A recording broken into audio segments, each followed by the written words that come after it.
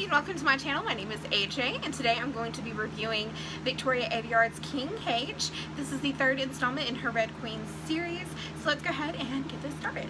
So this is what the cover of the book looks like. Very pretty. It runs very good with the color scheme of the previous two books. This crown is a crown of bones and it has not only red blood dripping from it, it also has silver. The tagline for this book is "All will burn," which is very fitting. I really like it. And the back of the book says, "I stare at the boy on the throne. He maintains his mask well. Brow furrowed, still fingers straight back, but his gaze wavers. Something in his eyes has gone far away. He's terrified. For a second it makes me happy. Then I remember monsters are most dangerous when they're afraid." And yeah, that is a really good summary for how Mare feels for 99.9% of the book because she is still in an emotional turmoil from the previous book where there's a little bit of change.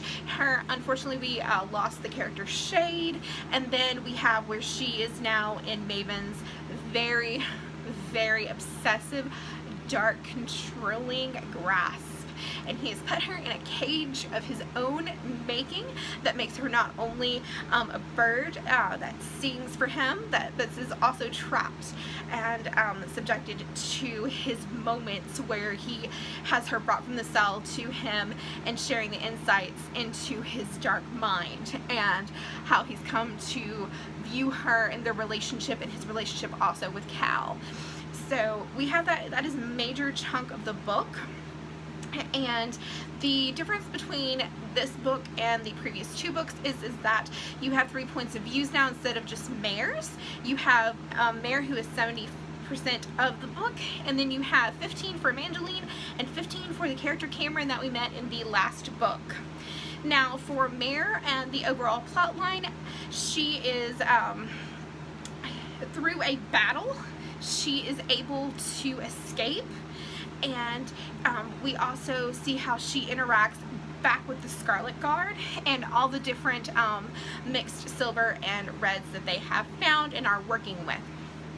She's able to finally get some explanations given to her because she has found that they have found there are other lightning manipulators like her, and these are a little bit different because they each have their own lightning color because their lightning turns that color when they use it. And of course hers is a bright silvery lightning is what she has.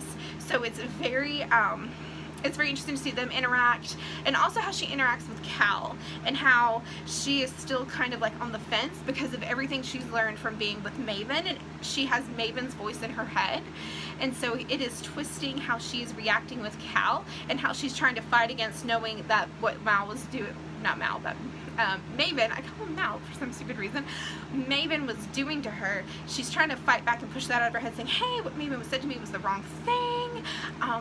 I just need to go in my own way, my own path, which is really awesome for her, except, yeah, she is, you can see throughout the book, she's going on a roller coaster that's heading straight for, I'm about to have a breakdown. And at the end of the book, we finally reach there in the form of her basically telling everybody F you, and we're just gonna let y'all kill each other and then we'll take over in the end. Which probably makes sense at the end of this book, but we'll see what it does in the next book, because ultimately that really kind of is a really good plan when you're in war. It's worked for several conquerors in the past, so at least in human past. So moving from that, we are going to move into Cameron's point of view because honestly her point of view is the most annoying to me, and it is a mixture of Cameron's own voice and the actions that Aveyard made her play out, which is from the previous book, Glass Sword. We had a lot of growth happen with Cameron as she was going on the search for her brother.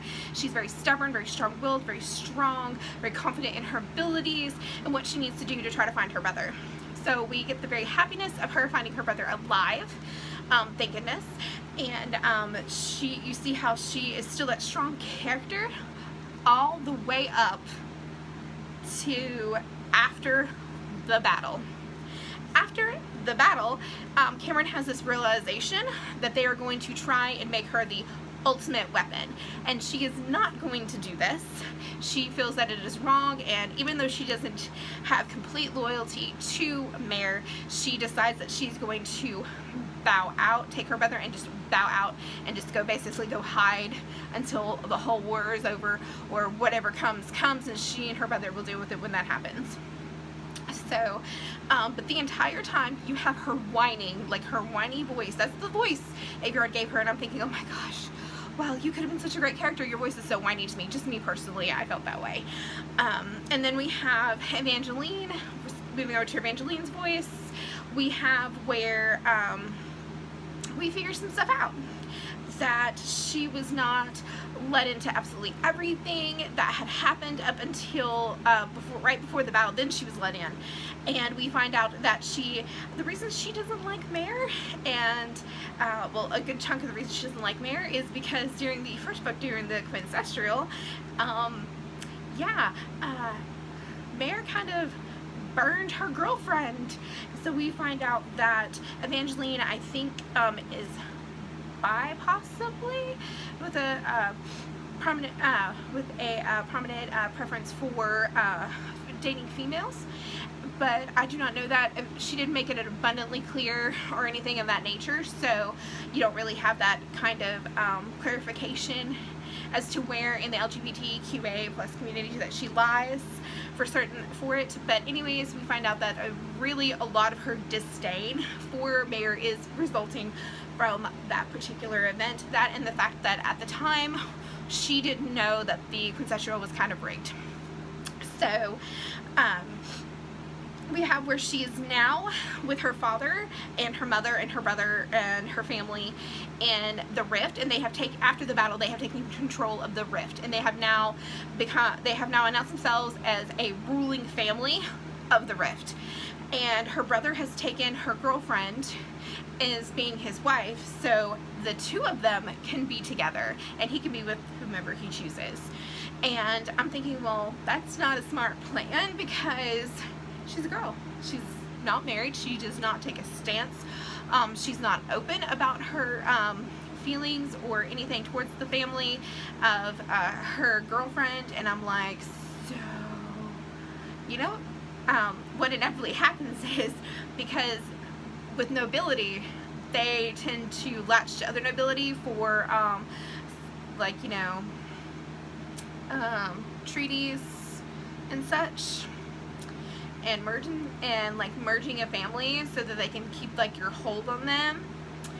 Yeah, so that totally happens at the end of this book, where her father pronounces to Cal in the very end of the book, where Cal has just taken a stance saying that he is not going to continue the way that he is when he becomes king.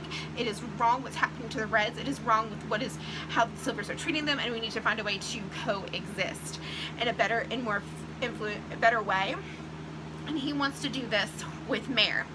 Instead, Evangeline's father says, hey, the only way that the Rift is going to be going by this code is if you marry my daughter. And Evangeline, this badass character that we have been, like, I don't know if you have, but I personally have been loving since the first book, is now reduced to this standing statue that says nothing. She's nothing. In her mind, she's like sniveling, whining little brat that is saying, I'm so sorry, my love. I can't believe that us being together is so cut off short, because I will have to go to the, I'll have to go live with Cal and everything else. There is no, you don't hear any inner thoughts of her thinking, you may think this is what's going to happen. I'll let you think that, but I have another thing coming up my sleeve in my metalness. I've got something coming.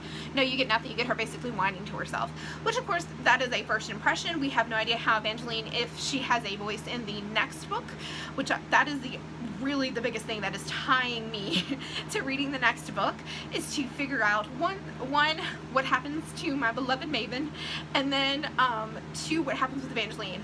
Otherwise, I don't give a crap about any of the characters. I hate the fact that in this book she she continued with her with the Cal and Mare theme, where they're, oh my gosh, they're so in love, and they sleep together, and in this particular book, and it's like, oh, well, just because we sleep together, we're supposed to just automatically have the same opinions, same feelings, and everything else, at least from Mare's point of view, because of course we don't have Cal's point of view. And so you're like, okay, Mare, well, you're having a little breakdown, you're having this going on with Cal, and you're regressing back to what you were at the beginning of the very first book, in the first couple of chapters, where you're just a whiny, sniveling little list. But I understand, because her character has been through so much over the past 3 books, so I'm giving her the benefit of the doubt. But it just really disgusted me about Cameron and Evangeline in this story, and those were just my sour points and cons to this book. But I do really like that she continued with the world building. We got to see some more of the different kind of like sci-fi-ish weaponry that they got going on, and it was really cool to see everybody in battle. Apologies, I'm not feeling too well, so if you see me do that, it's because of that. But I really like it. For 3 out of 5 points on my scale of rating. The savior really was, like I said before, trying to see what happens to Maven and how they ultimately end the series, and with him, and then also what's going on with Evangeline, because right now I don't give a flying flip about Cameron or Mare at this point, because her ending line was just like, her scene with Cal was so tropic of it was bad for me. I was like, oh, I literally wanted to throw the book, but like, this book's like 20 bucks. I don't like damaging my books, period, unless they're paperback. So, but yes, I did like this book for 3 out of 5 stars. I do still recommend it, because while there's points that I didn't like, you may read this book and completely adore it, or you may feel exactly the same, or even feel worse about the book. So I do still recommend it. It is a good installment. And I hope that you have enjoyed this video, and please feel free to add me on the social media down below. Please comment down below. I'd love to hear your feelings and thoughts about this video and about the book. And until next time, bye!